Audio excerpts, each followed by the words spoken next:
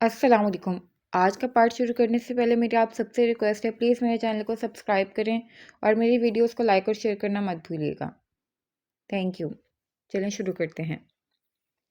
دلاور کی محیط میں وہ نقاب کی ہی سائڈ روم میں داخل ہوئی تھی۔ کوئی اور موقع ہوتا تو وہ ہرگز بھی کسی نامحرم کے سامنے نہ جاتی، لیکن یہاں معاملہ سمجھ سے پرے تھا۔ 5 منٹ ہیں تیرے پاس، سیدھے سیدھے بکواس کر کیوں پھیلائی ہے بے ہودگی؟ اور پھیلائی تو پھیلائی، مجھے کیوں ملوث کر رہا ہے؟ ڈائننگ ٹیبل کے گرد رکھی کرسی پر بیٹھے اپنی چوٹوں کا جائزہ لے رہے معظم کے سر پر پہنچتے وہ واپس مار کاٹ والے موڈ میں آ گیا تھا۔ ایسا کر، وہ رائفل پڑی ہے، پہلے میرا سینہ بھون دے، پھر میری ڈیڈ باڈی سے معلوم کر لینا جو کرنا ہو۔ اتنی پٹائی کے بعد بھی اس کا جلال اسی نیزے پر دیکھ معظم کا دماغ خراب ہوا تھا۔ حرکت ہی تو نے ایسی کی ہے کہ… جملہ مکمل ہونے سے قبل ہی مقدس نے اس کے بازو پر ہاتھ رکھا تھا۔ تحمل سے ان کی بات سن لیں۔ نیچے آواز میں کہتی وہ کچن ڈرار کی طرف بڑھی تھی جہاں فرسٹ ایڈ رکھا تھا، جبکہ معظم برے برے منہ بناتا ہوا خشمگین نگاہوں سے خود کو گھور رہے دلاور کو گھور رہا تھا۔ یہ انہیں لگا دیں۔ باکس دلاور کی طرف بڑھایا۔ لے لگا لے۔ باکس ٹیبل پر اچھالتے اس نے احسان کیا تھا۔ کیا کر رہے ہیں؟ لگا دیں، انہیں اتنی چوٹ آئی ہے۔ تو سالے پھر… اس کا ہاتھ اشتعال سے اٹھا پر پڑنے سے پہلے نیچے بھی گرا۔ ہم نے کہا بھائی کو لگا دیں، آپ مطلب لگا دیں، تب تک ہم آپ لوگوں کے لیے ناشتہ تیار کرتے ہیں، پھر آرام سے بات کرتے ہیں۔ بات کرنے سے معاملات کے حل نکلتے ہیں، نتیجہ کسب کر لینے سے نہیں۔ اس نے رسان سے سمجھایا۔ اس معاملے سے اور اس معاملے سے جڑے لوگوں سے میرا کوئی تعلق نہیں ہے۔ یہ اپنی بکواس کرے، اس لڑکی کو اس کی جگہ چھوڑ کر آئے، بات ختم۔ وہ قطعیت سے بولا تھا، جس کا نوٹس لیے بغیر معظم باکس کھول کر مرہم پٹی کے لیے سامان نکالنے لگا، جیسے وہ یہاں موجود ہی نہ ہو۔ میں ناشتہ یہ خود بنائے گا۔ مقدس کی کلائی کو تھام کر پیچھے کرتے اس نے حکم پاس کیا تو معظم نے تڑپ کر اس بہرے احم کو دیکھا تھا۔ اس سے پہلے میری کافی بنائے گا تو؟ کام کی ترتیب بھی بلا توقف آئی تھی تو وہ دانت پیس کر سارا غصہ کاٹن بال پر نکالتا اسے تقریباً نوچنے لگا تھا۔ اب چابی دے انہیں۔ ایک اور حکم پر اس نے بلا چونچرا جیب سے کیز نکال کر دیے۔ 1 منٹ بھابھی۔ وہ چابی لے کر مڑی تھی کہ معظم کے آواز پر رکی۔ یہ دوائی بھی انہیں لگا دیجیے گا پلیز۔ جھجکتے انداز میں ڈھیروں فکر پنہا کے اس نے ایک کریم اس کی سن بڑھائی تو مقدس نے دلاور کو دیکھا جو اسے گھورنے لگا تھا۔ دوست ہوں تیرا، تھوڑا تو رحم کھا ظالم آدمی۔ واپس روئی اٹھاتے اس نے ماتھے پر شکن لیے بیٹھے بے در انسان کو سمی سی شکل بنا کر دیکھا۔ کیا تو چاہتا ہے میں ان ہاتھوں کو بھی اس قابل نہ چھوڑوں کہ تو دوائی لگا سکے؟ اس کے کچھ دھمکی آمیز پیشکش پر معظم تل ملا کر ہو ہا کرتا ہوا دوائی لگانے لگا تھا۔ صحیح ہے ویسے، ایک طرف کہتا ہے اس لڑکی سے میرا کوئی تعلق نہیں ہے فلانا ڈھمکانا، اور دوسری طرف بالکل بہن کے بھائی والے انداز میں پیٹا بھی ہے، جبکہ خطا بھی میری کوئی نہیں ہے۔ توقف سے بھٹی صاحب کی دعائیاں پھر شروع ہوئیں تو دلاور نے چپ رہنے میں ہی عافیت جانی۔ ویسے سالہ تو میں تجھے بنا کر رہوں گا سالے۔ اس کے انجان بننے پر وہ بڑبڑایا۔ کیا کہا؟ جواباً دلاور کا تیز انداز وہ بالکل صاف نظر انداز کر گیا تھا۔ اب اگلا سین۔ ہم معظم بھائی کو ذاتی طور پر نہیں جانتے ہیں، ان کے متعلق کسی بھی رائے قائم کرنے کا ہمیں کوئی حق حاصل نہیں ہے، لیکن پھر بھی ہمارا دل کہتا ہے وہ انسان برے نہیں ہیں۔ ان کے آپ کو یہاں اس طرح لے کر آنے کے پیچھے شرط یا کوئی ٹھوس وجہ رہی ہوگی۔ اس وجہ کو سمجھنے کی کوشش کرنا یا نہ کرنا آپ کا ذاتی فیصلہ ہوگا۔ ہم چاہیں گے آپ سن ضرور لیں اسے۔ ہتھکڑی کھول کر زخم کے مقام پر مرہم لگاتے ہوئے لگاوٹ سے سمجھانے کے انداز میں گویا ہوئی۔ جواباً رخسار سپاٹ چہرہ لیے دوپٹہ درست کرتی ہوئی پھرتی سے بیڈ سے اتر گئی تھی۔ رخسار، محبت و فکر یکجا ہو کر ایسی چھاؤں بن جاتے ہیں جو کبھی آپ کو دھوپ کے حوالے نہیں کر سکتی۔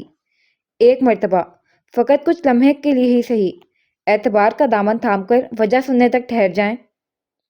مقدس کا التجانہ انداز پر اس کا بیگ اٹھاتا ہوا ہاتھ رکا تھا۔ وہ واش روم ہے، آپ تازہ دم ہو جائیں، ہم ان لوگوں کو یہیں بلا کر لاتے ہیں تاکہ جو بھی بات ہو آپ کے روبرو ہو، اس کے بعد آپ جہاں چاہیں گے ہم خود اپنی ذمہ داری پر چھوڑ کر آئیں گے۔ اس کی خاموشی کو نیم رضا مندی سے ماخوذ کرتی ہوئے ایکانت سونپتی ہوئی بولی تو بادل ناخواستہ واش روم کی سمت بڑھ گئی تھی۔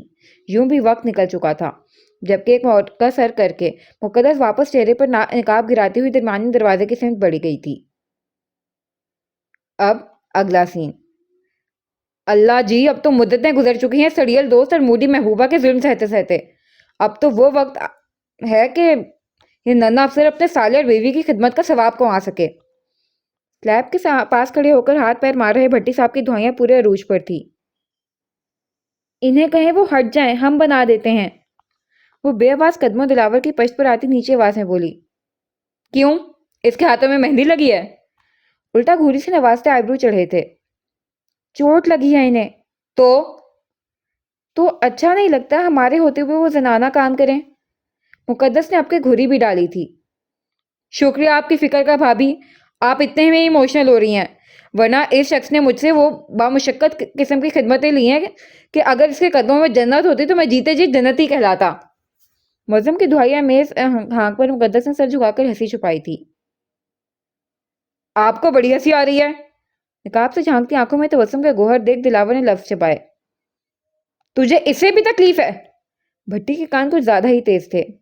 ویسے بھابھی، آپ جیسی حلیم التباش دوشیزہ کا اس جیسے بے رحم دانوں کی زندگی میں بنا دستک چلے آنا شرطیہ مجھ معصوم کی بے لوث دعاؤں کا نتیجہ ہے، ورنہ تو یہ لمبے لمبے دانتوں والی خران چڑیل ہی ڈیزرو کرتا ہے۔ تیری ایک اور درمندانہ کمنٹ پاس کرنے پر دلاور کی بس ہوئی تھی۔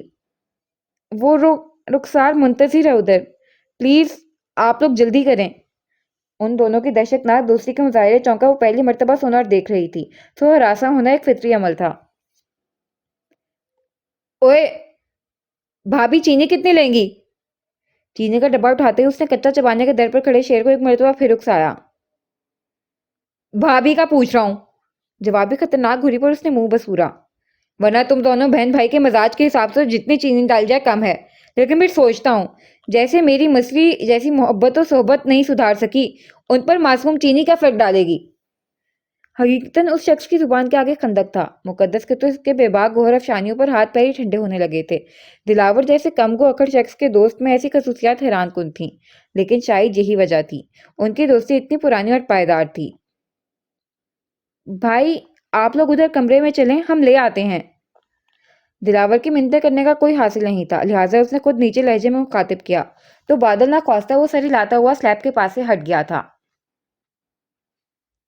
اب اگلا سین۔ آپ کے پاسپورٹ سے لے کر ویزا پروسیس کے اتنی آسانی سے حل ہو جانے کے پیچھے اخلاق حسین اور اس کے بھائیوں کا ہاتھ ہے۔ معظم کا پہلا انکشافی دھچکا اتنا شدید تھا کہ تینوں کی سماعت زلزلوں کی زد میں آئی تھی۔ جس ایجنٹ سے آپ کو ملوایا گیا ہے وہ اخلاق حسین کا ایجنٹ تھا، جسے آپ کی ادا کی گئی رقم سے 4 گنا زیادہ پیسے دے کر اس نے سارا کام آنند فانند مگر پختہ کروایا تھا۔ وہ مزید تفصیل میں گیا تو رخسار کو اپنا وجود ہوا میں ملک ہوتا محسوس ہونے لگا۔ جھوٹ بولتے ہیں آپ، یہ کیسے ممکن ہے؟ پسینے سے تتر بتر برگے زرد کی مانند کانپ رہے وجود کے ساتھ وہ چیخی تھی۔ جہاں نفرت و انتقام کی آگ نسلوں سے پک رہی ہو، وہاں سب ممکن ہے۔ اس کی حالت دیکھ معظم کی آنکھوں کے کنارے سرخ ہوئے تھے۔ مجھ سے کیسی نفرت، کیسا انتقام؟ جھوٹ بول رہے ہیں آپ اپنی حرکت کو چھپانے کے لیے۔ جھٹکا ایسا ناقابل یقین تھا کہ مشکل سی ہو کر کھڑی ہوئی۔ رخسار پلیز پہلے پورا ماجرا سن لیں۔ مقدس نے ہولے سے اس کی کلائی کو تھاما، جبکہ پتھریلے تاثرات لیے بیٹھی دلاور کی سپاٹ نظر معظم پر تھی۔ آپ اور آپ کا شوہر یہ ایسی فضول باتوں پر یقین کر سکتے ہیں، میں مر کر بھی نہیں کر سکتی۔ بھلا میری طرف اخلاق حسین یا اس کے خاندان کا کون سا حساب نکلتا ہے؟ وہ تیش کے عالم میں آپے سے باہر ہونے لگی تھی۔ بات سننی نہیں ہے تو وہ دروازہ ہے، جا سکتی ہیں آپ۔ اتنے ٹینشن زدہ ماحول میں بھی وہ مقدس کے ساتھ بدتمیزی پر بگڑا تھا۔ رخسار فوراً واک آؤٹ کر جانے کو تھی کہ مقدس نے کسی طرح منا کر اسے جگہ پر بٹھایا، پھر معظم کو تحمل اور تفصیلاً انداز میں سارے مسئلے پر روشنی ڈالنے کا اشارہ دیا، ورنہ دونوں گرم دماغ والے سر پھرے بہن بھائی کے پلے نہیں پڑنا تھا کچھ۔ اخلاق حسین کی پچھلی 3 نسلیں عثمانی خاندان سے نفرت و انتقام کا جذبہ وراثت میں لے کر پیدا ہو رہی ہیں۔ عثمانیوں کی عزت و وقار پر بٹا لگانے کا موقع پیدا کرنے یا ہاتھ آئے موقع استعمال کرنے کا وہ کوئی موقع جانے نہیں دیتے۔ اس کے لیے انہوں نے ہمیشہ گھٹیا اور اوچھے ہتھ کنڈے اپنائے ہیں، جس کا انہیں ہمیشہ منہ توڑ جواب ملا ہے۔ اس مرتبہ بھی رخسار کے باہر ملک جا کر پڑھنے کی باغیانہ فیصلہ کی خبر ہوتے ہی انہوں نے ایڑی چوٹی کا زور لگا دیا ان کی مدد کرنے کے لیے۔ لیکن اس سے ان کا کیا فائدہ؟ مقدس نے الجھتے ہوئے دلاور کو دیکھا۔ فائدہ بہت چھوٹا لفظ ہے یہاں بھابھی۔ معظم زیر خندگی سے ہنسا۔ پہلا تو یہی کہ رخسار کے یوں اچانک حویلی سے غائب ہونے پر حویلی میں جو طوفان آئے گا اور جو عثمانی خاندان کو ذلت و اہانت کا سامنا کرنا پڑے گا وہ تو پڑے گا ہی۔ اس نازک موقع کا فائدہ اٹھا کر وہ داجی کی غیرت پر وہ کاروار کرے گا جس کی تاب شاید ہی داجی جیسے غیور انسان لا سکیں۔ کیا؟ اپنے ایک نمبر کے موالی جواری 3 بیویوں کو بھگتا چکے بھائی سے رخسار کا ناجائز چپ! یکدم چپ! ایک لفظ آگے نہیں۔ ایک ایسے رقیق الفاظ اپنے من کے مکین کے لیے ادا کرتے ہوئے خود معظم کو اپنی شہرک پر کن چڑی چلانے جیسی تکلیف سے گزرنا پڑ رہا تھا، لیکن یکایک دلاور کے بھپڑ کر اس کا کالر جکڑتے زخم کھائے اژدہے کی طرح پھنکارنے پر وہ لب بھینچ گیا تھا۔ تجھے کیسے پتا چلا یہ سب؟ اور کیا کیا جانتا ہے تو؟ کسی زخمی چیتے کی طرح وہ اب روم میں ادھر سے ادھر چکر کاٹ رہا تھا، جیسے خود کو اخلاق حسین کے پورے خاندان کو جلا کر راکھ کرنے سے بمشکل باز رکھ رہا ہو، جبکہ رخسار کی حالت یوں تھی مانو کاٹو تو بدن میں خون ہی نہ ہو۔ ہماری حویلی کا ملازم کل اخلاق حسین کے خاص آدمی سے اتفاقاً شراب کے ٹھیکے پر نشے میں دھت مل گیا تھا۔ کچھ بکواس اس نے نشے کی حالت میں کی اور کچھ ہم نے اسے ہوش میں لا کر اگلوا لیا۔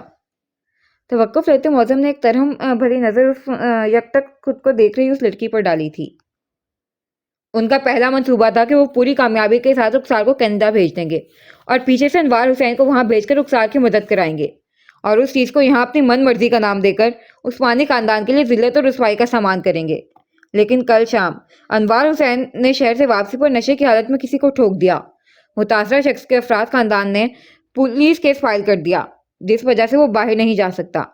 تو پلان میں تبدیلی لاتے ہوئے انہوں نے رخسار کو بس اسٹاپ سے اٹھا کر انوار حسین کے ڈیرے پر پہنچا دیا تھا۔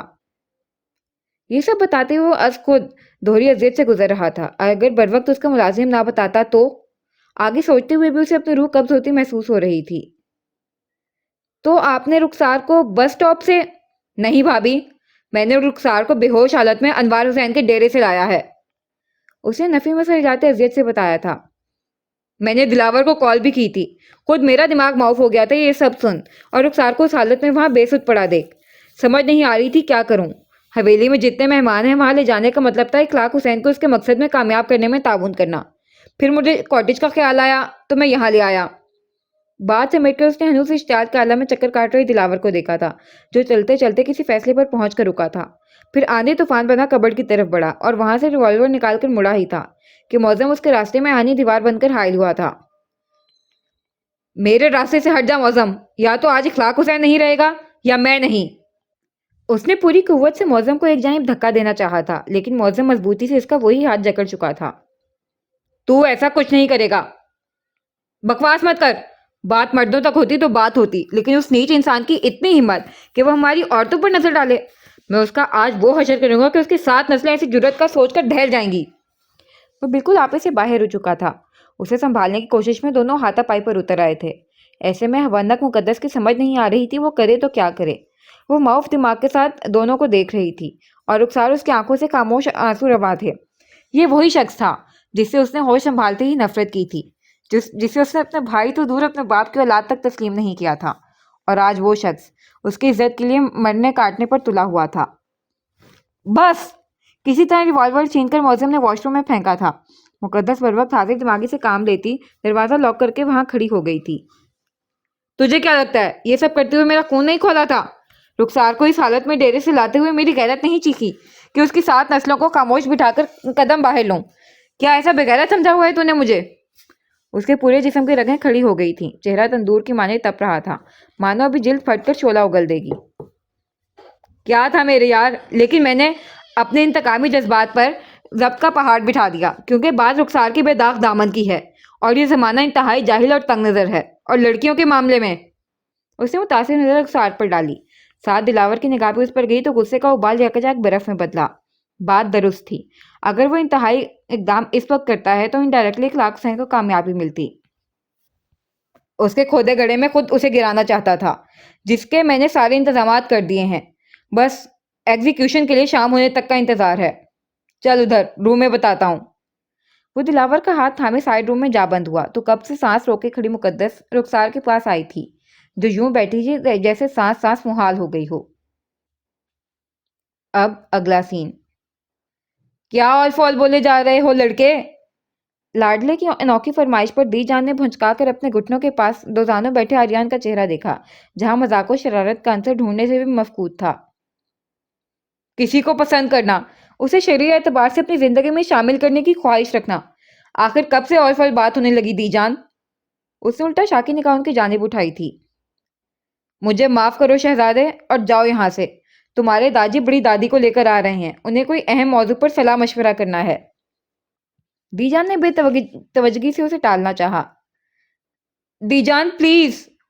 उसके तड़प कर उनके पैरों पर हाथ रख देने पर दीजान दंग रह गई थी। दीजान, मैं मिज़राब को पसंद करता हूँ, बल्कि मोहब्बत करता हूँ, बेइंतहा मोहब्बत। उसका इस हवेली से, अपनी दुनिया से दूर चले जाने का सोच कर भी मेरे इर्द गिर्द ऑक्सीजन की शरह गिरने लगती है। दीजान, आपकी नकचिड़ी पोती के बगैर अपनी जिंदगी सोचना भी सुहाने रूह है मेरे लिए। यकीन करे दीजान, बहुत खुश रखूंगा उसे मैं। आप लोग राजी हो जाएं तो। वादा है मेरा, दिलावर भाई साहब की तरह जमीनी मामलात भी देखूंगा। दादी जहां लेकर जाएंगे बिना डंडी मारे, बिना चूं चरा किए जाऊंगा। दीजान प्लीज, आप बात करें ना दादी और ताया ताई से ऐसे।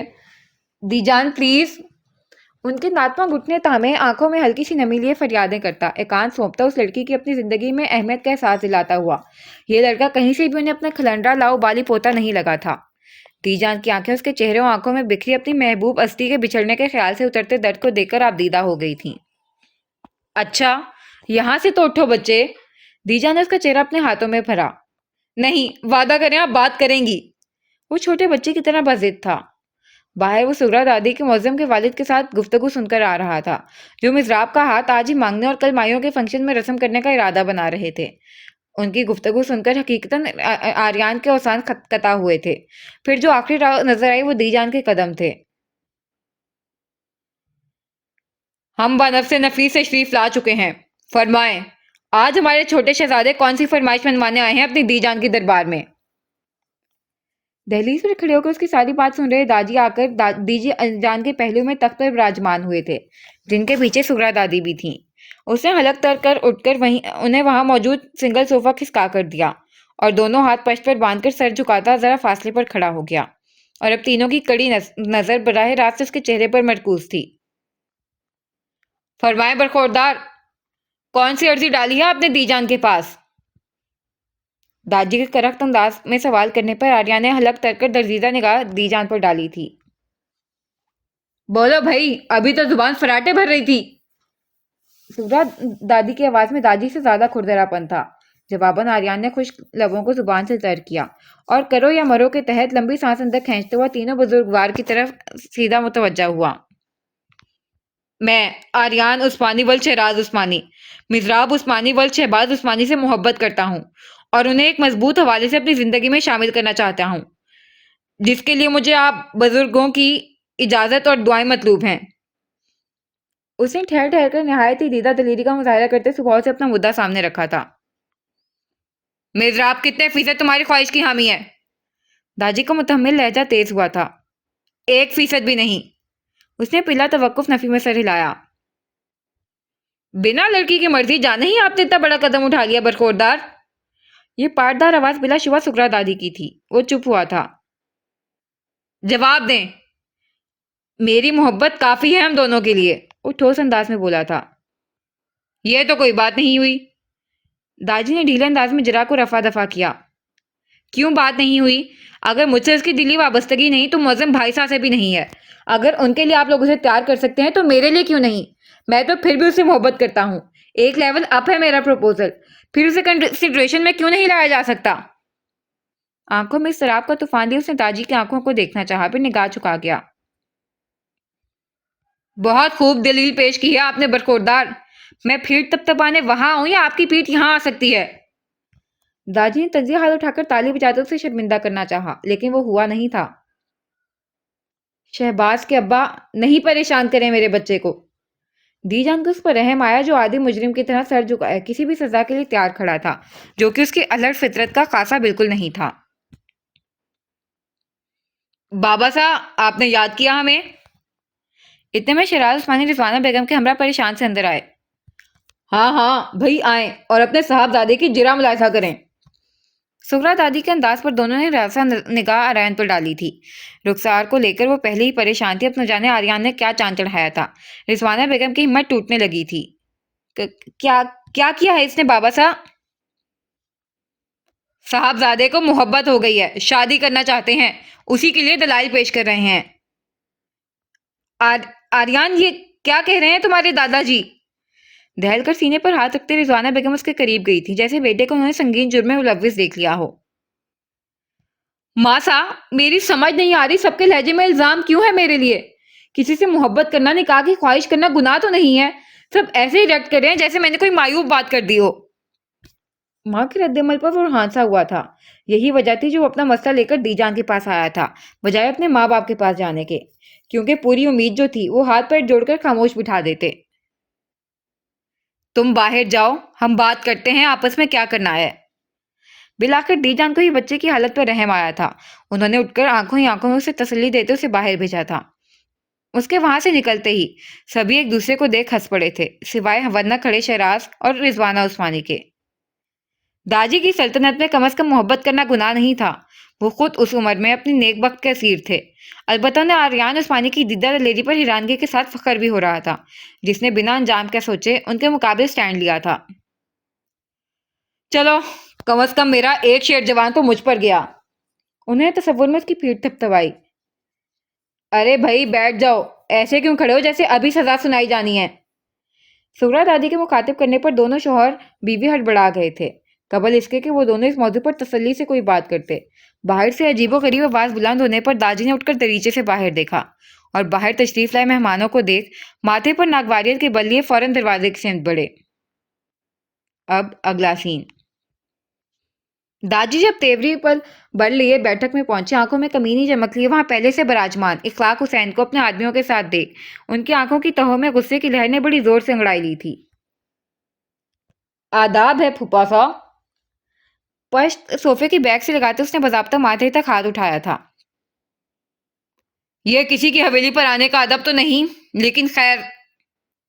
کرارا جواب دیتے تاجی نے مخصوص رعبدارانہ انداز میں مقابل صوفہ سنبھالتے ٹانگ پر ٹانگ چڑھایا تھا۔ ہا ہا ہا، کیا کریں پھوپھا صاحب، وہ کہتے ہیں نا، پیاسے کو ہی پانی کے پاس جانا پڑتا ہے، کنواں کہاں چل کر آتا ہے پیاسے کے لیے۔ اخلاق حسین کے مکروہ لہجے میں خباثت بھری ہنسی شامل تھی۔ جیسا کہ آپ دیکھ سکتے ہیں، ہماری حویلی میں جشن و سرور کا ماحول ہے، پہیلیاں بوجھنے کا وقت نہیں ہے، نہ ہی ہماری سابقہ تعلقات کی روشنی میں وقت نکالنے کی زحمت ہم اٹھانا چاہیں گے، لہٰذا مدعے کی بات کریں۔ داجی کا لہجہ بالکل دو ٹوک خط المقدور سخت اور کھردرا تھا۔ اخلاق حسین کی آمد و انداز بالکل بھی کسی خوش آئند بات نہیں تھی، اور اتنے مہمانوں کی موجودگی میں وہ کسی قسم کی بدمزگی کے متمنی نہیں ہو سکتے تھے، اور نہ ہی اتنے خوشی کے موقع پر اپنی نیک بخت کو وہ اداس کر سکتے تھے۔ تعلقات ہی تو مضبوط کرنے آئے ہیں ہم یہاں پھوپھا صاحب، اور مدعے کی بات یہ ہے کہ انہیں بے عزتی کی اتنی عادت پڑ چکی ہے داجی کہ زیادہ عرصہ تک عزت کی سانس لینے تو بدہضمی کی شکایت ہو جاتی ہے، اسی لیے جب باہر بچت ہو جاتی ہے تو یہ اپنا دستہ لے کر ذلیل ہونے خود ہماری حویلی چلے آتے ہیں۔ اب تو آپ کو حیران ہونا چھوڑ دینا چاہیے۔ اخلاق حسین کے بناوٹی لجاجت بھرے جملے کو قطع کرتے دلاور اندر داخل ہوا تھا، جس کے پیچھے داخل ہوا معظم وہیں ٹھہر گیا، جبکہ دلاور چلتا ہوا آ کر بالکل داجی کے پہلو میں پڑے سنگل صوفے پر ٹانگ چڑھا کر بیٹھا، دونوں ہاتھ ریلیکس انداز میں پھیلا کر اخلاق حسین کی آنکھوں میں اپنی کراتی ہوئی سرد آنکھیں گاڑ گیا تھا۔ داجی نے بڑی ہی باریکی سے اس کی ایک ایک حرکت کو نگاہوں سے تولا۔ کچھ تو غلط تھا، پر وہ اخلاق حسین کی طرف متوجہ ہوئے، جس کے رعونت بھرے تاثرات میں تغیرات واضح تھے۔ ہاں تو فرمائیں حسین صاحب، اپنی ہاری ہوئی فوج کے ساتھ ہمارے در پر آنے کی نوبت کیوں آئی؟ بہت متجسس ہوں، پر ذرا جلدی بتائیے گا، مجھ جیسا جلد باز انسان زیادہ سسپینس ہینڈل نہیں کر پاتا ہے۔ ہنستے لب اور رگوں میں منجمد خون کر دینے والے انداز سے وہ حقیقتاً اخلاق حسین کا اعتماد ڈگمگانے میں کامیاب ہوا تھا۔ کہیں اندر ہی اندر اخلاق حسین کو اس کی آمد اپنی شامت معلوم ہوئی تھی، لیکن اپنی منصوبہ بندی پر اعتماد محال کرتے وہ اطمینان سے مسکرایا ہوگا۔ سنا تو ہوگا، صبر کا پھل میٹھا ہوتا ہے، اور یہ صبر کا پھل تمہارے لیے کم از کم میٹھا ہی ہونے والا ہے۔ اس کے لہجے میں گہری معنی خیزی تھی، جس پر معظم نے جبڑے بھینچ کر سختی سے مٹھیوں پہ بھینچا تھا، ورنہ اس کا بس نہیں چل رہا تھا اس گھٹیا انسان کو گولیوں سے بھون دے، اس سے قبل اس کا چہرہ نوچ لے، جس نے اس لڑکی کا دامن داغدار کرنے کی سازش رہتی تھی، جسے وہ نظر بھر کر دیکھنے سے بھی اجتناب کرتا تھا کہ اس کا شفاف دامن میلا نہ ہو جائے۔ اچھا، پائے چھوڑ کر وہ ذرا سا سامنے کو جھکا۔ پھر انتظار کس چیز کا ہو رہا ہے؟ لے آؤ بھائی سرپرائز۔ لگے ہاتھوں سے دروازے پر کھڑے حویلی کے ملازمین کو اشارہ کیا تھا۔ اس دوران غیر متوقع طور پر داجی بالکل خاموش تماشائی بن چکے تھے، بس اس کی ایک ایک حرکت دیکھ رہے تھے، جو بظاہر تو پرسکون تھا، لیکن اس کی رگوں میں دوڑتے غصہ اور جنون کی لہروں کا ابال وہ اس کی ابھرتی ہوئی نسوں میں دیکھ سکتے تھے۔ ہاں بھائی لے آؤ۔ اخلاق حسین لبوں پر فاتحانہ مسکراہٹ سجادہ واپس پشت صوفے سے ٹکاتا سینے پر بازو لپیٹ گیا۔ آج وہ اپنے دانست میں عثمانی خاندان کو ذلت و اہانت کا وہ تھپڑ مارنے آیا تھا، جس کی گونج اس خاندان کی 7 نسلوں کے کان میں گونجنے والی تھی، جیسے آج تک ان کی نسل در نسل ذلت کا احساس لے کر پیدا ہو رہی تھی۔ کچھ وقت کے لیے بیٹھک میں بالکل موت کا سناٹا چھایا رہا، پھر ذرا توقف سے 4 گھندوں پر دلہن کی طرح سجی سجائی سرخ ڈولی لا کر بیٹھک کے بیچوں بیچ رکھی گئی، جس پر داجی کی پوزیشن میں واضح تبدیلی آئی تھی۔ انہوں نے نافہم نگاہ اخلاق حسین سے گزارتے ہوئے نچلا لب دانتوں تلے دبائے پرسکون نگاہوں سے ڈولی کو دیکھ رہے دلاور پر ڈالی، پھر سرخ چہرہ لیے کھڑے معظم پر۔ یہ عجیب و غریب ماجرا اندر تک گیا تو دی جان سمیت باقی خواتین بھی جالی دار دیوار کے اس پار آن کھڑی ہوئیں۔ ادھر باران سمیت شہباز عثمانی بلکہ تمام ہی مرد وہاں اکٹھے ہو گئے تھے۔ آڈینس پوری جمع ہو چکی ہے حسین صاحب، آپ کے اس مبارک لمحے کا انتظار ہو رہا ہے۔ اخلاق حسین کے خباثت بڑی مسکراہٹ کو لمحہ بلمحہ گہرا ہوتا دیکھ اس نے ہاتھ پیر کنٹرول کرتے ہوئے متوجہ کیا۔ کسی کا بھی نہیں۔ صوفے پر ہاتھ مار کر اس نے پشت کو چھوڑا۔ ارے رہنے دیں آپ، ہم یہ زحمت خود اٹھا لیتے ہیں۔ اخلاق حسین کے اٹھنے سے قبل اس نے باضابطہ کندھوں پر دباؤ ڈالتے اسے واپس پیچھے کو دھکا دیا۔ وہ لڑکھڑا کر پیچھے گرا تھا۔ نہیں مانا میں ایسا کوئی تمیزدار نہیں، لیکن اتنا تو میں بھی جانتا ہوں دل سے دیے گئے تحفے کو قبول کس طرح کیا جاتا ہے۔ مقابل کی ہستی تہس نہس کر دینے والے طوفان لہجے میں سمیٹے وہ مقابل کی ریڑھ کی ہڈی میں سنسنی توڑاتا ہوا سجی ہوئی ڈولی کی طرف بڑھا۔ اخلاق حسین کی چھٹی اس نے تقویت سے بہت بڑی گڑبڑی کا اشارہ دیا تھا، لیکن وہ لب بھینچ کر بیٹھ گیا۔ اب اگر کچھ گڑبڑ تھا تو بھی شریف زادے کے ہوتے ہوئے تصحیح ممکن نہیں تھی۔ یہ کیا بےہودگی ہے اخلاق حسین؟ پردہ ہٹا کر ڈولی کے اندر جھانکتے ہی وہ یکدم سے بھرے بادل کی طرح پھٹا تھا۔ اس کی آواز میں گرج کچھ ایسی تھی کہ دم ساتھ کر اسرار کے کھلنے سے پہلے انتظار کر رہے حاضرین دہل کر کھڑے ہو گئے۔ بےہودگی تو نہیں، دل سے لایا گیا تحفہ ہے۔ مجھے تو پورا یقین تھا کسی کو آئے نہ آئے دلاور صاحب کو لازمی ہمارا تحفہ پسند آئے گا۔ اس کا رد عمل دیکھ اخلاق حسین کی گم ہوئی مکروم مسکراہٹ فتح مندی سے سامنے آئی تھی۔ کیا ہوا دلاور؟ اس کے چہرے پر جاہ و جلال خون بن کر جمع ہوتا دیکھ باران نے اس کے شانے پر ہاتھ رکھا، پھر اندر نظر ڈالی تو اس کے بھی تاثرات تیزی سے بدلے تھے، جسے دیکھ خاموش فضا میں سنسنی خیز سی چہمگوئیاں شروع ہو گئی تھیں۔ داجی جو اب تک خاموش تماشائی بنے ہوئے تھے اپنی چھڑی زور سے قالین پر مار کر چہمگوئیوں کا گلا گھونٹتے ہوئے کھڑے ہوئے، جن کی راہ میں ترنت اخلاق حسین بناوٹی عاجز و انکساری لیے حائل ہو گیا تھا۔ پھپھا سا، میں پرانی رنجشوں کو ایک نئے رشتے کی بنیاد میں دبا کر ایک نئی شروعات کرنا چاہتا ہوں، جس میں آپ کا تعاون مطلوب ہے۔ یہ آپ کی امانت ہمارے پاس آ گئی تھی، جسے صحیح سلامت میں اپنی امانت سمجھ کر آپ کے پاس چھوڑنا چاہتا ہوں، تاکہ ہماری امانتیں تم جیسے ذلیل لوگوں کی امان میں غلطی سے بھی نہیں جایا کرتی اخلاق حسین۔ وہیں سے جملہ قطع کرتا وہ سمندر کی تہوں سے تباہیاں لے کر اٹھی موجوں کی طرح بفرا تھا۔ ہماری امانتوں کی ہم جان سے بڑھ کر حفاظت کرتے ہیں، ساتھ ہی کوئی ہماری امانت یا عزت پر ٹیڑھی نظر ڈالنے کی حماقت کرے تو اس کے ٹکڑوں پر نمک چھڑک کر دھوپ میں سوکھنے ڈالنے کی جرات بھی رکھتے ہیں۔ ایسی حماقت کا سوچنے والے کو بھی اپنے جسم کی بوٹیاں گن لینی چاہیے۔ باران کا ہاتھ ہٹاتے وہ ہزاروں اژدہوں کی پھنکار لیے اخلاق حسین کی سانس سکھاتا ہوا نیچے جھکا تھا۔ اور ایسے تحفے قبول کرنا یا دینا ہمارا خاندانی وتیرہ نہیں ہے۔ ایک جھٹکے سے ڈولی میں بیٹھے نسوانی وجود کو باہر نکالتے اس نے اخلاق حسین کی طرف دھکا دیا تھا۔ لڑکھڑاتا ہوا وہ وجود اخلاق حسین کے شانے سے ٹکرایا تو لمحے میں اخلاق حسین کے آگے ارض و سما گھوم گیا تھا۔ تم یہاں کیسے؟ اخلاق حسین کو تو مانو سانپ ہی سونگھ گیا تھا۔ جب تک میں مہمانوں کا لحاظ کر رہا ہوں اپنے پیروں پر نکل جاؤ، ورنہ اس ڈولی میں ودا ہونے لائق بھی نہیں چھوڑوں گا۔ اس کی اکلی کٹراہٹ پر اخلاق حسین جیسے بھیانک خواب سے جاگا تھا، اور پھر واقعی جان کے ایمان مانگتا ہوا وہ اپنا دستہ لیے باہر کی جانب بڑھا۔ اس کے پیچھے ہی دلاور ایک ہاتھ سے اس ڈولی کو گھسیٹتا ہوا باہر نکلا تھا، اور سب کے دیکھتے ہی دیکھتے اپنی جیب سے پٹرول کا کین نکال کر انڈیلتے ہوئے لائٹر کو شعلہ دکھاتے دلہن کی طرح سجی ڈولی اور اخلاق حسین کی نیچ انتقامی کارروائی کو نظر آتش کر کیا تھا۔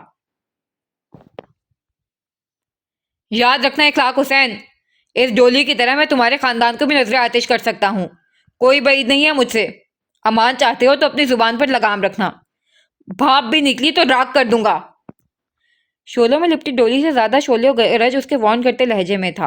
اخلاق حسین آواز سنبھالتا ہوا جیسے تیسے اپنی گاڑی میں بیٹھ کر روانہ ہوا تھا۔ پیچھے پورا ہجوم ہنوز دم سادے کھڑا اس آنن فانن ہوئی انتہائی کارروائی کا سرا ڈھونڈنے میں ہلکان تھا۔ پروگرام بڑھ چکا ہے، آپ لوگ بھی اپنے اپنے کام پر نکل سکتے ہیں۔ ہاتھ جھاڑتے ہوئے اس نے سرٹ سے نگاہ اٹھائی تو لمحہ لگا تھا کان منہ کھولے کھڑی بھیڑ کو راستہ ڈھونڈنے میں۔ اب وہاں بس دھاجی، دونوں بھائی اور باران معظم موجود تھے۔ اپنے اس تماشے کا مقصد بتانا پسند کرو گے؟ اس کے اپنی جیپ کی طرف بڑھنے پر شہباز عثمانی کا ضبط ٹوٹا تھا۔ میں اپنے باپ کے باپ کو بھی صفائی دینے کا خود کو پابند نہیں سمجھتا، پھر آپ تو کسی گنتی میں ہی نہیں آتے۔ پٹرول کا کین بظاہر تو اس نے اندر رکھا تھا، لیکن در حقیقت پورا شہباز عثمانی پر انڈیل گیا تھا۔ دلاور! داجی کی کرجدار آواز بلند ہوئی تھی۔ جواباً اس نے بیزارگی سے دائیں ہاتھ کی چھوٹی انگلی سے کان کھجلایا۔ دیکھ رہے ہیں آپ بابا صاحب، نہ آپ کی موجودگی کا خیال کیا، نہ ہی مہمانوں سے بھری حویلی کا لحاظ، اور لگا دیا تماشا۔ میں تو شرط کیا کہہ سکتا ہوں، ضرور اسی کے کسی کارنامے کا حساب نامہ لے کر آیا تھا اخلاق حسین اور… بابا صاحب پلیز! برات کی مداخلت پر وہ ہنکارا بھرتے ہوئے داجی کو دیکھنے لگے تھے۔ اتنا دماغ لگا لیا تو تھوڑا اور لگا کر اپنے تجسس کا دوا کر لیں، میرے دماغ کا دہی کرنے کا کوئی فائدہ نہیں ہے۔ بیزاریت سے جواب دیتا ہوا جیپ سے جیکٹ لے کر حویلی کے داخلی دروازے کی طرف بڑھا تھا۔ شہباز عثمانی نے بیچوں تاپ کھاتے شہراز عثمانی پھر داجی کو دیکھا۔ تازہ دم ہو کر آدھا گھنٹے میں ہمیں کمرے میں ملو۔ آدھا گھنٹہ مطلب آدھا گھنٹہ۔ پٹ سے گونجی داجی کی آواز پر اس نے سر ہلانے پر اتفاق کیا تھا۔ خوشگوار موقع پر بدمزگی پھیلانے کی کوشش کرنا اخلاق حسین کے فطرت کا تقاضا ہے۔ ہم امید کرتے ہیں کہ اس ناخوشگوار لمحے کو نظر انداز کر آپ سب اس خوشی کے موقع سے محظوظ ہوں گے۔ ہال میں منتظر حاضرین کو صبح سے رام کرتے ہوئے داجی اوپر کی سیڑھیوں کی طرف بڑھ گئے تھے۔ اب پیچھے بالکل ہی اس تماشے کو بھلانے والے تو کوئی نہیں تھا، البتہ اس پر کھل کر تبصرہ بھی نہیں ہونے والا تھا۔ اب اگلا سین۔ وہ ٹھیک آدھے گھنٹے بعد دی جان کے روم میں داخل ہوا تو حسب توقع پریشان دی جان کو داجی کو سمجھاتا ہوا پایا۔ دلاور تم آ گئے، بتاؤ کیا ہوا تھا؟ کیوں ایسے اخلاق نے کیا؟ اخلاق نے ایسے کیوں کیا اور تم… دلاور پر نظر پڑتی وہ ہراساں سے اس کی جانب لپکیں۔ پہلے تو میں آپ کو یہ بتا دوں جانے دلاور، اگر آپ یوں ہراساں ہوئی تو جو آپ کے سر کے صدقے میں نے اسے ابھی کے لیے زندہ جانے دیا ہے، وہ جان میں اپنے ہاتھوں سے ان کی حویلی میں گھس کر… اللہ نہ کرے دلاورے، ایسے تو نہیں کہو۔ دی جان نے دہل کر سینے پر ہاتھ رکھا تو ان کی بوڑھی آنکھوں میں جمع پانی کو باہر نکلنے کا راستہ ڈھونڈتا دیکھ اسے جبڑے بھینچ کر ان کا ہولے ہولے لرز رہا ہاتھ اپنے ہاتھ میں نرمی سے مکید کیا تھا۔ آپ جانتی ہیں، آج میں نے خود کو کسی انتہائی اقدام سے باز رکھا ہے تو فقط آپ کے خیال سے، ورنہ دنیا میں ابھی کسی ایسی طاقت نے جنم نہیں لیا جو دلاور عثمانی کو اپنے دشمن کو سود سمیت اس کے کرم لوٹانے سے باز رکھ دے۔ ان کے ہاتھ پر نرمی سے دباؤ ڈالتے اس نے مخصوص دھونس بھرے انداز میں انہیں پرسکون کرنا چاہا۔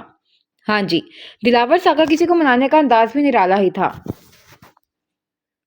اوئے نالائق، ایک تو اپنے جنونی حرکت سے میری نیک بخت کو ہراساں کیا ہوا ہے، دوسرا تمہاری اتنی مجال کہ ہماری موجودگی میں جو دھمکا بھی رہے ہو۔ اس کے ہاتھ سے دی جان کا ہاتھ چھڑاتے داجی نے جھڑکتے ہوئے کلاس لگائی۔ نالائق، 55-60 سال گزار دینے کے باوجود بھی جنہوں نے اپنی محبوب زوجہ کو سب سے زیادہ تکلیف دینے والے کانٹے کو نکال کر نہ پھینکا، وہ بات کرتے ہیں فکر کی۔ اس نے انکارا بھرتی سیدھا داجی کی محبت اور سوالیہ نشان لگایا۔ اے لڑکے، کیا کہا تم نے؟ کیا نہیں کر سکا میں، اور کیا کر دیتے تم اگر میری جگہ ہوتے؟ اس پورے خاندان کی ایسی کی تیسی پھیر چکا ہوتا جو میری بیوی کی آنکھوں میں آنسو لانے کی وجہ بنتا ہے، ورنہ کیا فائدہ اسی سردار کی گدی کا؟ تخت پر دراز ہوتے اس کا طنز گہرا ہوا۔ اچھا، بناتا ہوں تمہیں سردار، اکھاڑ کر بتاؤ کیا اکھاڑ سکتے ہو؟ داجی بھی اس کے اکسانے پر تن گئے تھے۔ اس کے لیے مجھے کسی عہدے کی ضرورت نہیں ہے، آپ بس انہیں سنبھال لیں، باقی میں انہیں ایسے ٹھکانے لگاؤں گا کہ گوگل میپ بھی نہیں ڈھونڈ پائے گا۔ دلاور، اس کے سنگین انداز پر دی جان نے تڑپ کر اسے پکارا تھا۔ بھتیجے ہیں وہ میرے، میکا ہے میرا، کیا ہوا کہ ڈھونڈتے ہیں، رنجشیں ہیں دلوں میں، لیکن ہے تو ہمارے اپنے ہی نا۔ جب تک سانس ہے مجھے آس باقی ہے، اور میرے جیتے جی کوئی میرے میکے والوں کے ساتھ کچھ برا نہیں کرے گا۔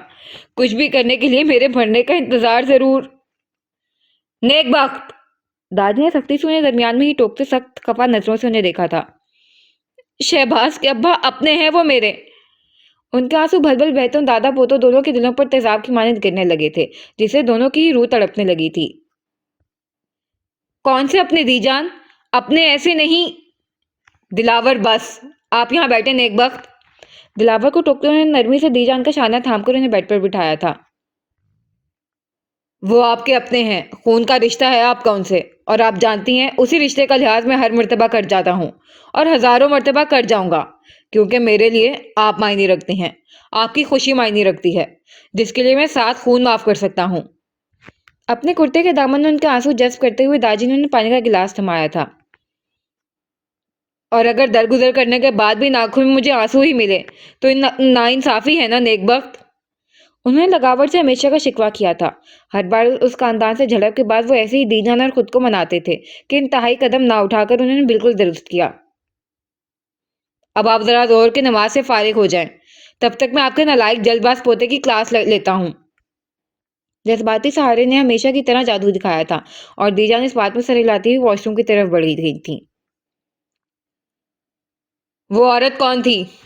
اب ان کا رخ تخت پر بے تکلفی سے دراز اس بے نیاز کی سمت تھا۔ اخلاق حسین کی منظور نظر۔ وہ یہاں تک کیسے پہنچی؟ بذریعہ ڈولی۔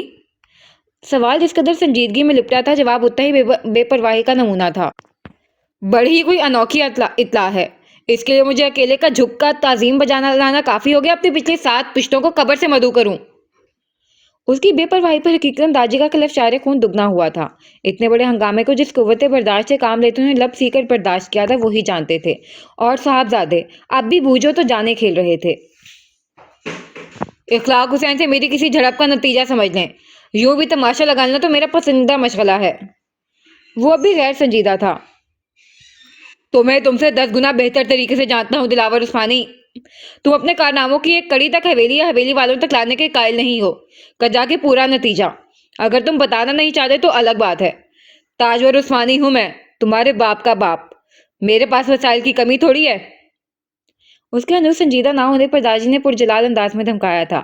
ان کے اس طرح بھڑک جانے پر دل تو کیا آداب رقابت نبھائے اور مزید ان کا خون جلائے، لیکن موقع نازک اور معاملہ گھمبیر تھا۔ وہ قطعی بھی داجی کو خود بات کرنے کی جڑ تک پہنچنے کا موقع نہیں دینا چاہتا تھا۔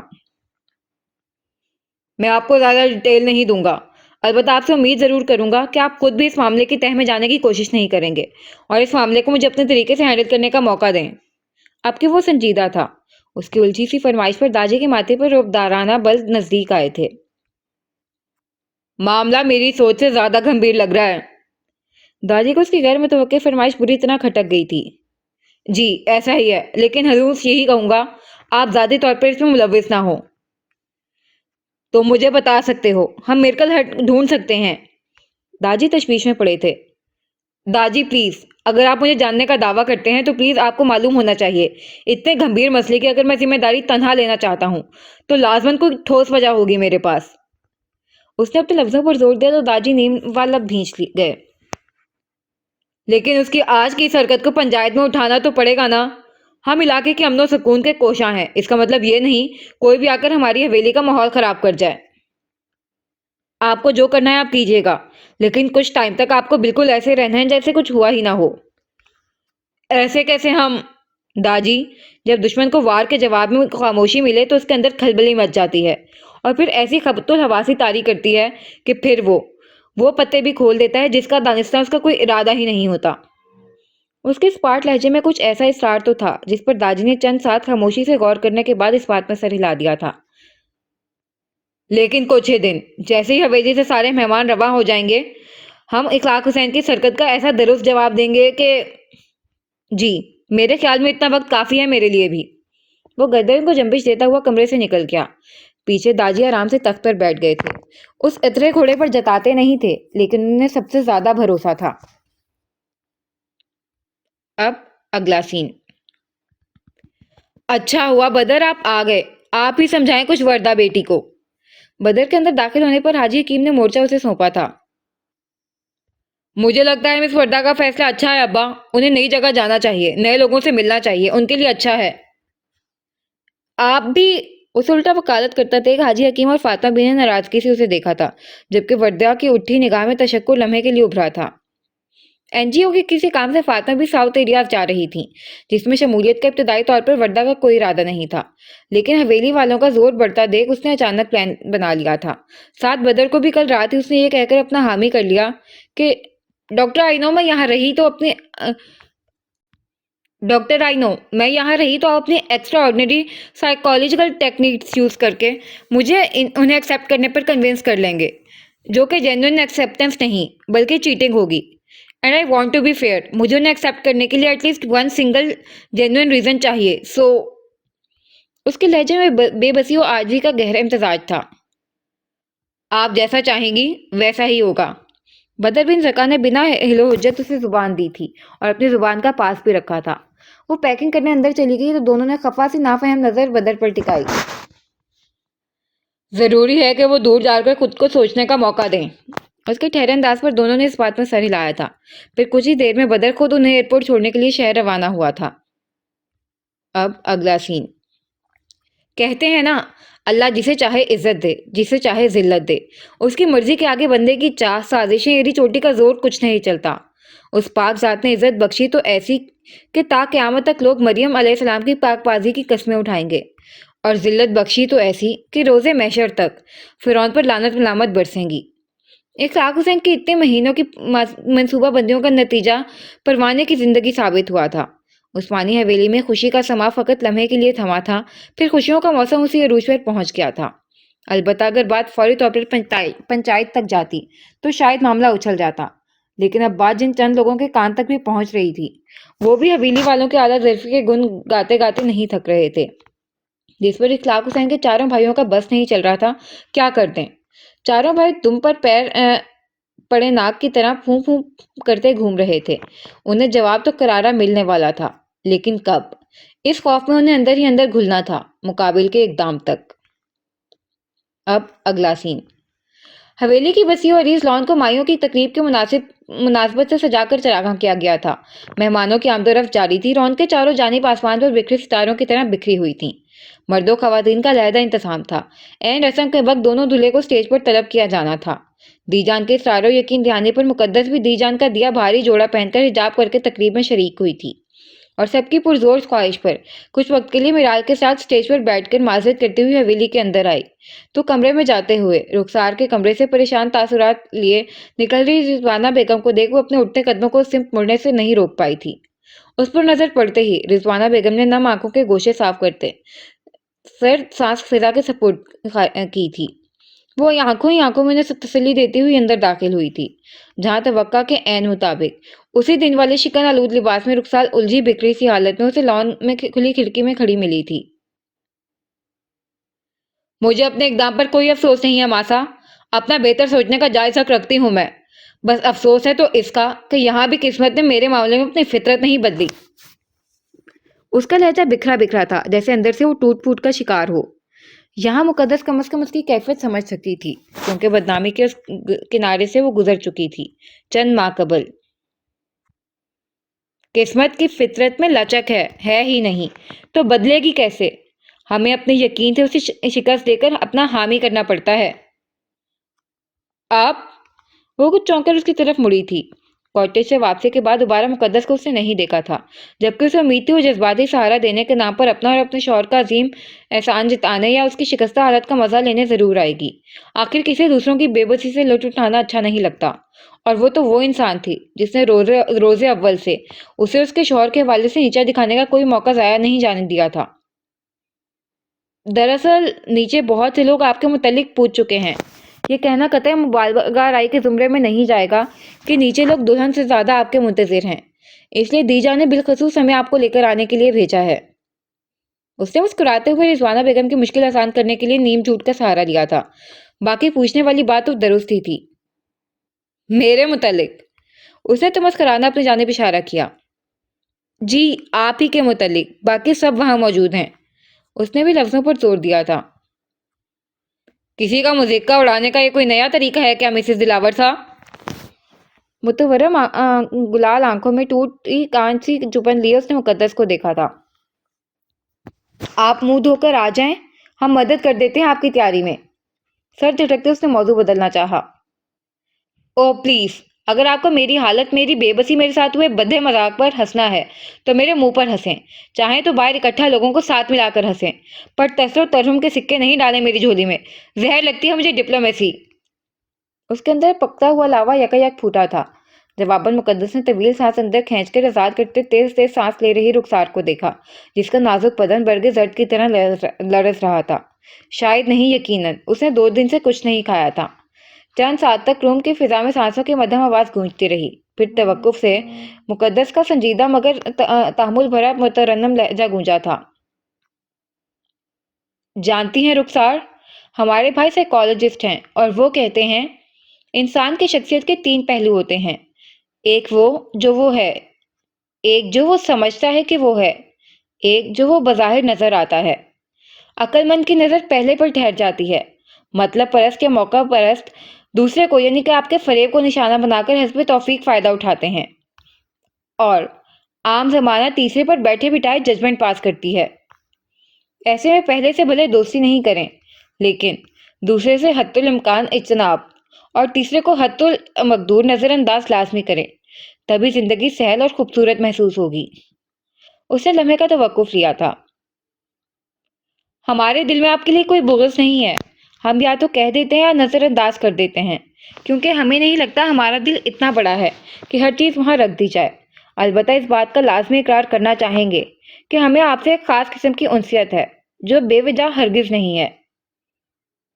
آخر اس کا لہجہ مسکرایا تو اسپاٹ تاثرات لیے پھر توجگی سے اسے سن رہی رخسار نے سمجھی سے بھویں سکیڑی۔ آپ مزاجن اپنے بھائی صاحب سے بہت مماثلت رکھتی ہیں، جلد باز اور خود سب طے کر دینے والی۔ مسکرا کر شدید پلکوں کی باڑ گراتے اس نے رخسار ہی کو نہیں بلکہ ڈور فریم میں کھڑے دلاور کو بھی جواب دیا تھا، جس کا عکس وہ آئینے میں دیکھ چکی تھی۔ یقیناً وہ اسے ڈھونڈتا ہوا اس چوکٹ کی راہ بھٹکا تھا۔ دلاور نے توجہ مبذول کروانے کے لیے گلا کھنکارا تو نہ صرف رخسار کی بلکہ ایک جانب لب لیے کھڑی رضوانہ بیگم کی نگاہ بھی اس پر گئی تھی، جس کے پیچھے معظم بھی کھڑا تھا۔ رخسار نے غیر محسوس انداز میں شانے پر موجود آنچل کو سر پر لیا تھا۔ دی جان کے کمرے میں کوئی تھال رکھا ہے، آ کر دے دیں۔ وہیں سے ہانک لگاتے ہوئے وہ واپسی کے لیے مڑا تھا، پر اگلے قدم پر اور کب سے ابری آواز نے اس کے قدم منجمد کیے تھے۔ تمہارا بہت شکریہ، تم نے نہ صرف میری بیٹی کی عزت بچائی بلکہ اس کا بھرم بھی قائم رکھا ہے۔ میں اپنی آخری سانس تک تمہارے اس احسان کو یاد رکھوں گی۔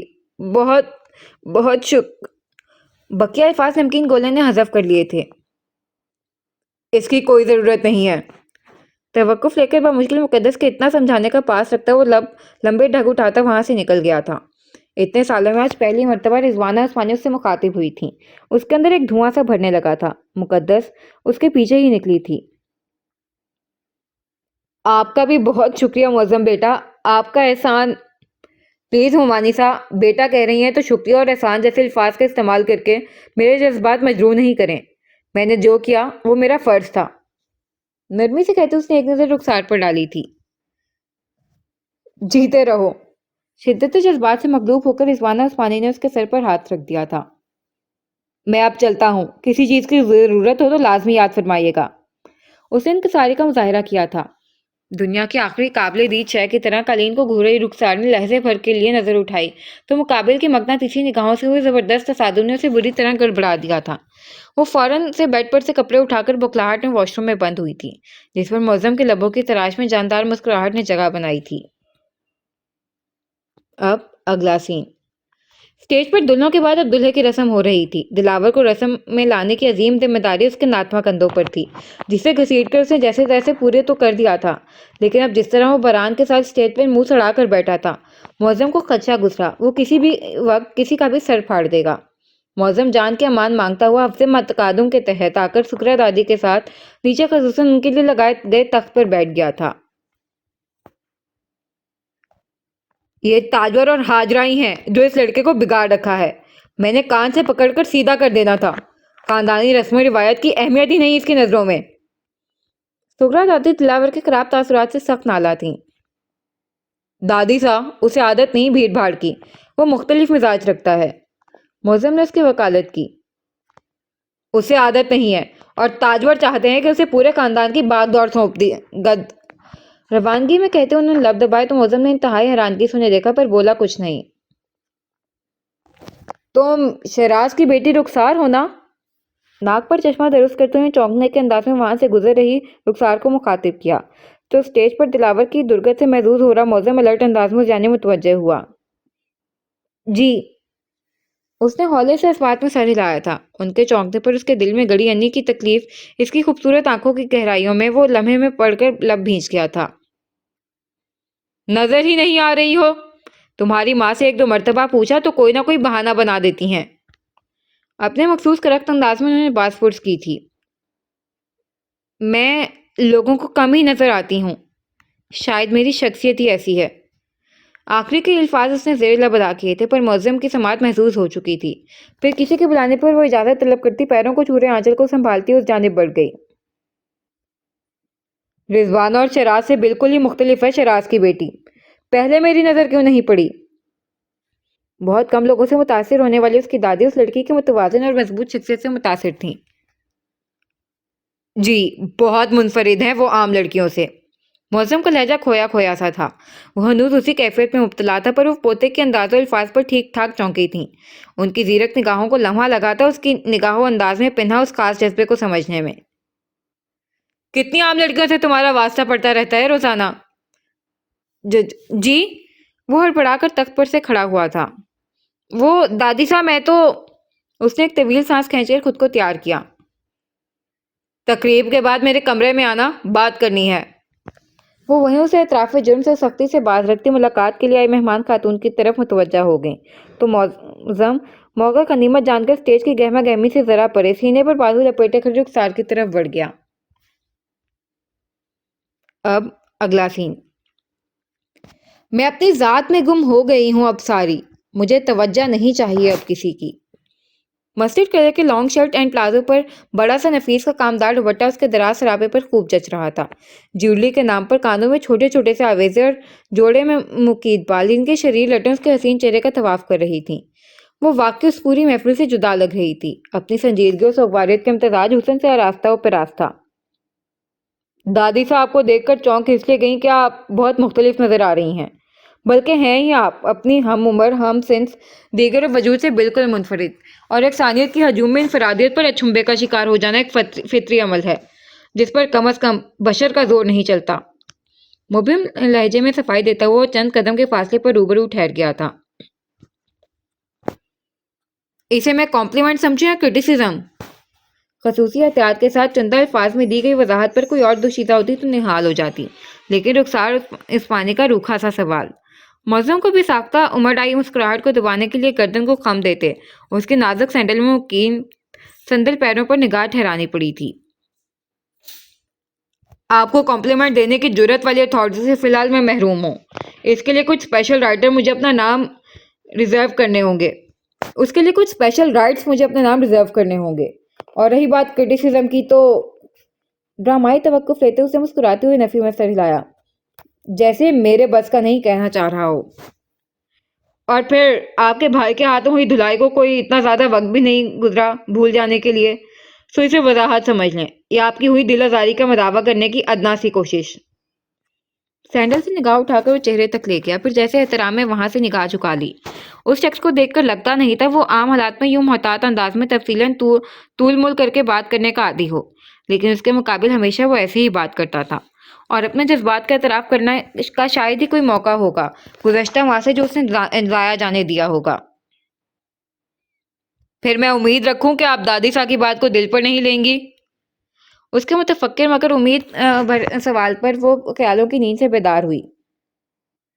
देखें मौज़म साहब, आपने जो भी किया मेरे लिए मैं उसके लिए आपके एहसानमंद हूँ, पर मैं پلیز رخ، میں نے جو کیا وہ میرا فرض تھا، اور یقین کریں 1 سیکنڈ کے لیے بھی اگر میں چوک جاتا تو باخدا میں تا حیات اپنے آپ کو معاف نہیں کر پاتا۔ میں آپ کے خوابوں کو پورا کرنا چاہتا ہوں، پلیز ایک موقع دیں۔ لہجے میں تڑپ لیے ٹوکتے موقع غنیمت جان کر اس نے مسئلہ دل بھی گوش گزار کیا تھا۔ اس کے جذبات کی صداقت اس کی آنکھوں میں صاف حرفوں میں درج تھی۔ شک کا سوال نہیں اٹھتا تھا، پھر بھی جواب نے اس سے کٹھور سوال داغا تھا۔ ترس؟ ترس نہیں، محبت۔ محبت میں محبوب کے خوابوں کو جینے کا بھی اپنا ہی مزہ ہے۔ میں آپ کے خواب کو شرمندہ تعبیر کرنے کی راہ میں آپ کا ہم قدم ہونا چاہتا ہوں۔ آپ بس مجھے ایک موقع دیں، فقط ایک اعتبار کا موقع۔ وہ سراپا محبت بنا کھڑا تھا۔ رخسار کو اپنا وجود ایک اندیکھی زنجیر میں جکڑتا ہوا محسوس ہوا تھا۔ آپ چاہتے ہیں میں آپ کے خالص جذبات کا فائدہ اٹھاؤں اپنی خوابوں کی تعبیر کے لیے؟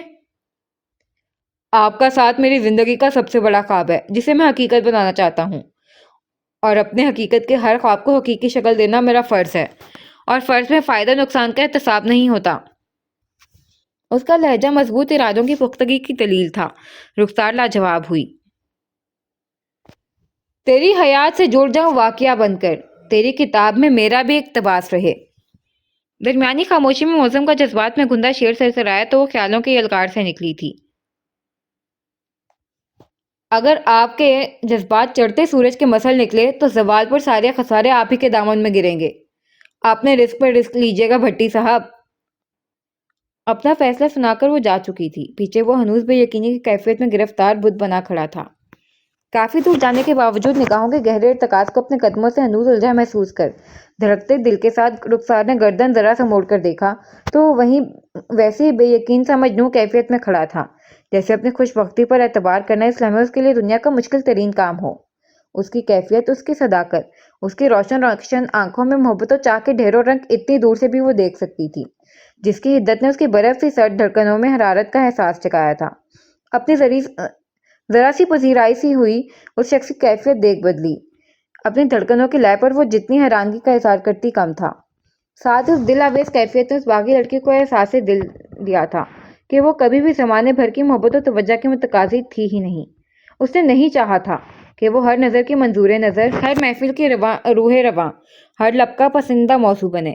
اس کی تو بس اتنی سی جائز خواہش تھی کہ کوئی رخسار عثمانی کو بحیثیت رخسار جاننا چاہے، اسے اس کی شخصیت کو تسلیم کرے، اور اس شخص کا ایک ایک انداز چیخ چیخ کر کہہ رہا تھا۔ اس نے سالوں بیٹھ کر بڑی فرصت سے اسے دل و جان سے حفظ کیا ہے۔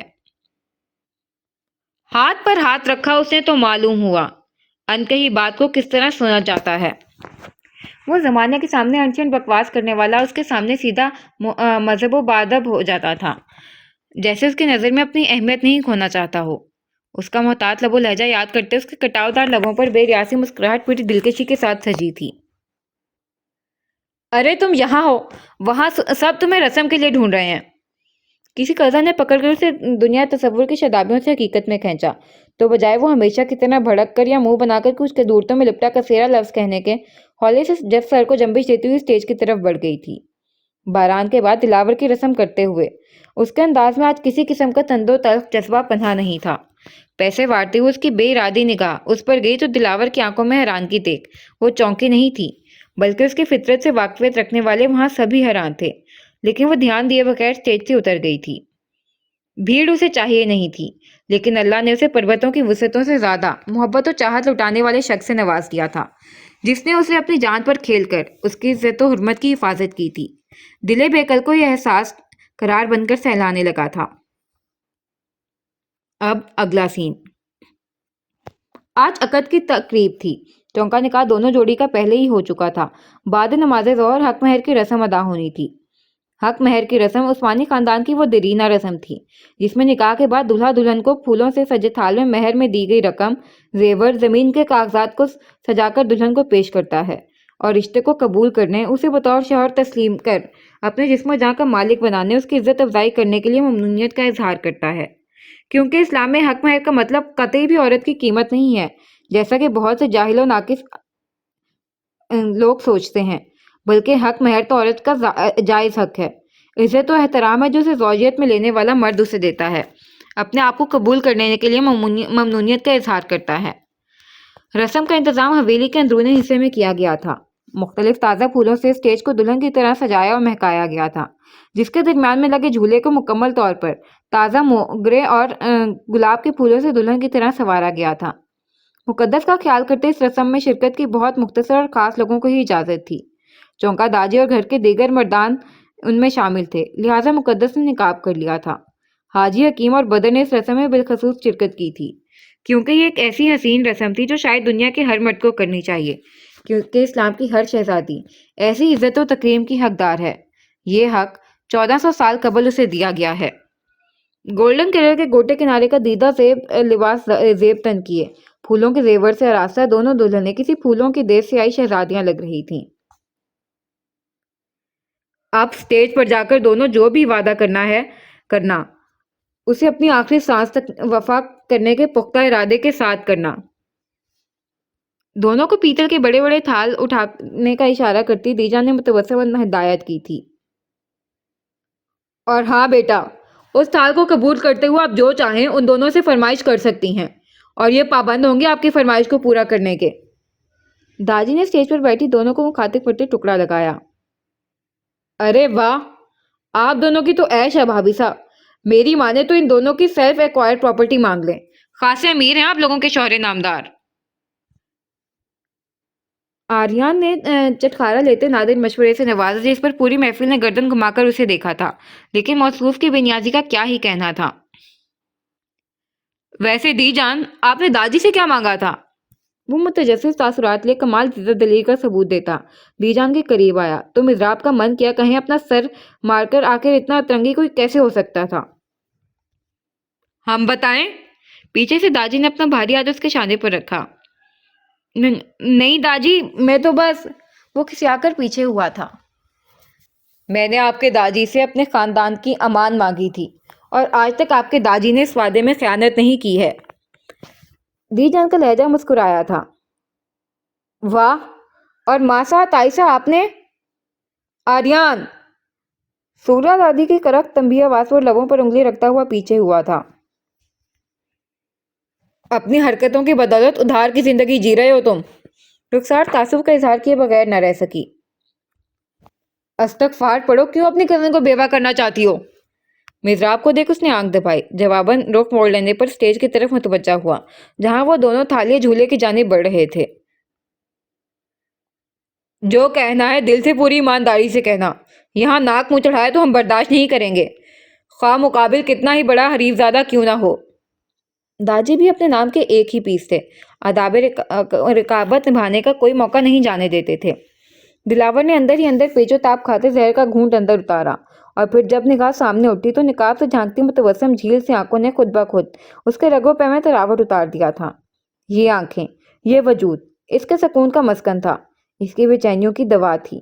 اس کے پاس الفاظ نہیں تھے، اسے آداب نہیں آتے تھے جن سے وہ اس لڑکی کو شکریہ کہتا اپنی زندگی میں آ کر اسے زندگی کے معنی سے متعارف کروانے کے لیے۔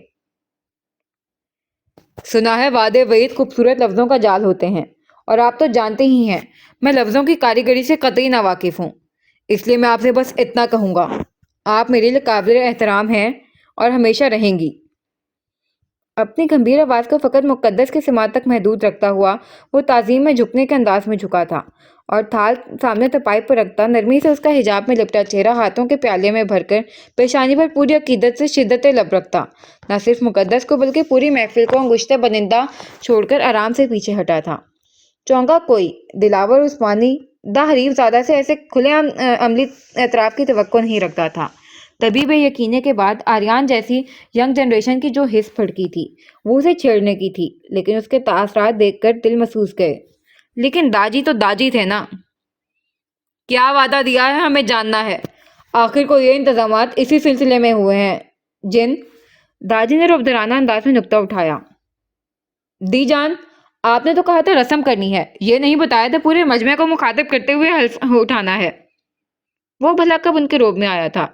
اس کے کھرے جواب پر جہاں کچھ نے منہ بنایا کچھ نے ہنسی دبائی، وہاں داجی نے دانت کچکچائے تھے۔ کیوں مکرنے کا ارادہ رکھتے ہو؟ بات حریف زادے کی ہو تو داجی حاکم سرکار سے ایک روایتی مقابلے باز بن جاتے تھے۔ دی جان نے نفی میں سر ہلایا۔ آپ کا پوتا ہوں، دی گئی زبان کے لیے دشمن کے جان لیوا حملے کو معاف تک کر سکتا ہوں، لیکن بے فکر رہیں، آپ کی طرح انہیں تکلیف دینے والے کو معافی دینے کا وعدہ نہیں کیا ہے، کیونکہ جو انہیں تکلیف دے گا اس کی ہڈیاں تو میں توڑوں گا ہی، ساتھ اس بات کو بھی یقینی بناؤں گا کہ جڑنے کی بھی امید کوئی باقی نہ رہے۔ اس کے پہلے جملے پر جہاں داجی کا سینہ فخر سے چوڑا ہوا تھا، دوسرے پر جبڑے بھینچ کر فقط اسے خوشمگین گھری ڈال کر رہ گئے تھے۔ چونکا باری باران کی تھی، سو جلد ہی سب کی توجہ واپس اسٹیج پر مبذول ہو گئی تھی۔ میری جانب دیکھیں، تھال تپائی پر رکھ کر نرم سے لہجے میں فرمائش ہوئی۔ گردن جھکائے بیٹھی میرال نے سانس روک کر نگاہ اٹھائی تھی، جس میں خوف و خدشات کی بدلیاں منڈلا رہی تھیں۔ باران کے مثبت کردار نے کافی حد تک اس کی ڈھارس بندھائی تھی، لیکن آج رات سے عملاً اس شخص کی زندگی میں اسے داخل ہو کر اسے پہچان کو جینا تھا۔ میں اس اعتبار کا بھرم تبھی قائم رکھ پاؤں گا جب آپ اس اعتبار کی ڈور کو مضبوطی سے تھامے میری ہمراہی میں قدم اٹھائیں گی، زندگی کے ہر نئے تجربے کے لیے۔ نرمی سے اس کے جھکے سر پر اپنا بھاری ہاتھ رکھ کر وہ مبہم سا مسکرایا تو میرال کی گردن کچھ اور جھک گئی۔ اب اگلا سین۔ ستاروں سے سجا جگمگ کرتا آسمان اپنے چاند ستاروں کی ساری روشنیاں سمیٹ کر آج عثمانی حویلی کی وسیع و عریض لان میں ارمانوں کی رات لے کر اترا تھا۔ مخصوص لکھنوئی شیروانی میں شانے پر شال لیے اپنے مقام و رتبے کی نمائش کرتے ہوئے مرد حضرات، روایتی بھاری لباس میں شان قیمتی زیورات زیب تن کی انہیں برابر ٹکر دے رہی خواتین، حتیٰ کہ سادگی پسند دی جان بھی آج مخصوص طرز پر تیار ہوئی تھیں، اور شہنائیوں کی بیلا میں نمایاں تھیں وہ دو جوڑیاں جن کے لیے محفل سجی تھی، جن کے دم سے محفل سج رہی تھی۔ تقریب رفتہ رفتہ حسین سے حسین تر ہوتی اس مقام پر پہنچ چکی تھی جو ایک لڑکی کے والدین کے لیے کٹھن مرحلہ ہوتا ہے، لیکن یہاں تو دلہنوں کو لان سے رخصت ہو کر خوابگاہ تک کا راستہ ہی طے کرنا تھا۔ لیکن پھر بھی اس گھڑی مسکراتی گنگناتی ملن کی گیت گاتی ہوئی فضا افسردہ و ابدیدہ ہو گئی تھی۔ ایسے میں جب رسم دنیا نبھانے میرال کے ماموں اور ممانی سامنے آئے تو پھر وہ ضبط کے سارے بندھن توڑ کر یوں صابن بھادو بن کر روئی کہ بھانجی سے کوئی دلی وابستگی محسوس نہ کرنے کے باوجود ماموں صاحب کی آنکھیں جھلک پڑی تھیں۔ میرال خود جانتی تھی یہ لوگ فقط یہاں کھانا پوری کے لیے آئے ہیں، لیکن وہ اپنے بھاری دل کو کیسے سمجھاتی جو انہیں دیکھ کر ضبط کھو بیٹھا تھا۔ یہ لوگ بھلے ان سے اپنا نہیں مانتے تھے، لیکن وہ جانتی تھی میکے کے نام پر یہی لوگ ہیں اس کے پاس۔ سب کے سنبھالنے پر وہ ان سے الگ ہوئی تھی۔ ماموں نے ہولے سے اس کے سر پر ہاتھ رکھا تھا، پر مضراب نے آگے بڑھ کر اسے تھام لیا تھا۔ کہتے ہیں بہن کو اپنے ہاتھوں سے رخصت کرنا ایک بھائی کے لیے سعادت کی بات ہوتی ہے۔ مجھے لگا تھا میں سعادت سے محروم رہ گیا، لیکن آپ لوگوں نے مجھے اس لمحے کو دوبارہ جینے کا موقع دیا ہے، اس کے لیے میں دل کی گہرائیوں سے آپ کا مشکور ہوں۔ مقدس کو اپنے حصار میں لیتے اس نے بھیگی تشکر آمیز نگاہ دلاور کے پہلو میں کھڑے داجی پر ڈالتے کہا تھا، آپ نے ہمارے نالائق کو اتنی پیاری شہزادی بہن دے دی، ممنون تو ہم رہیں گے تا حیات آپ کے اور حاجی صاحب کے۔ جواباً داجی مسکرائے، شہباز کے ابا آج دولہا ہے وہ، کم از کم آج تو۔ دی جان کو لفظ نالائق پر سخت اعتراض تھا۔ بھلا شہزادوں کسی آن بان والا پورے ماحول پر چھا رہا ان کا وجیہہ پوتا یہ لفظ ڈیزرو کرتا تھا، وہ بھی اپنے سسرالیوں کے سامنے؟ اچھا نیک بخت، خطا ہو گئی، ہم کہنا چاہ رہے تھے کوکاف کے شہزادے کو۔ داجی فوراً لائن پر آئے تھے، جس پر ابدیدہ ماحول لمحے کے لیے زعفران ہوا تھا۔ آپ کو پریشان کرنے کا کاپی رائٹ بچپن سے میرے پاس رہا ہے، آگے بھی میرے پاس ہی رہے گا۔ میرے علاوہ یہ کوئی گستاخی کرے تو مجھے بتائیے گا۔ یوں تو آپ کے بھائی امن پسند ہیں، لیکن آپ کے لیے تشدد پسند بھی ہو سکتے ہیں۔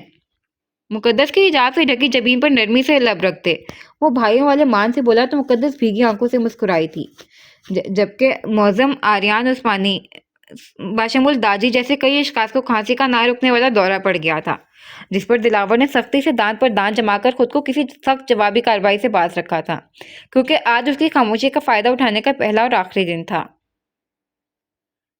آپ لوگ ٹھیک ہیں؟ بدر نے سمجھ جانے کے باوجود پوچھا تھا۔ تاریخ گواہ ہے ہمارے دلاور بھائی صاحب کو داجی کے سوا دھمکی دینے کی جرات کسی نے نہیں کی ہے، اور آگے مورخ یہ بھی لکھتا ہے کہ انہوں نے کبھی داجی کی دھمکیوں کو سیریس تک نہیں لیا۔ آریان کی ڈرنے کی بھرپور اداکاری والی شریر گوہر افشانی پر داجی نے گلا کھنکارتے گھورا کہ آگے ٹکڑا لگانا لازمی تھا، جس پر وہ فوراً معظم کے پیچھے پناہ گزین ہوا تھا۔ اچھا اب بس بھی کر دیں، رات بہت ہو گئی ہے، رخصتی کرتے ہیں۔ جنید ڈولیاں بلواؤ ادھر۔ بلاخر سغرا دادی نے مداخلت کی، پھر حکم کی فوراً تعمیل کرتے ہوئے دونوں دلہن کی طرح سجی ہوئی ڈولیوں کو وہاں لایا گیا تھا۔ چونکا دلہنوں کو لان سے رخصت ہو کر حویلی کے اندر ہی جانا تھا، اس لیے سجی ہوئی گاڑی نہ صحیح ڈولی صحیح کہتے ہوئے بالخصوص ڈولی کا انتظام کیا گیا تھا، اور پھر ڈھیروں دعاؤں کے سائے میں دونوں ڈولیاں حویلی کے اندرونی حصے کی جانب بڑھی تھیں، جس کی تقلید میں دولہے صاحبان پیدل مارچ کر رہے تھے بما براتیوں کے۔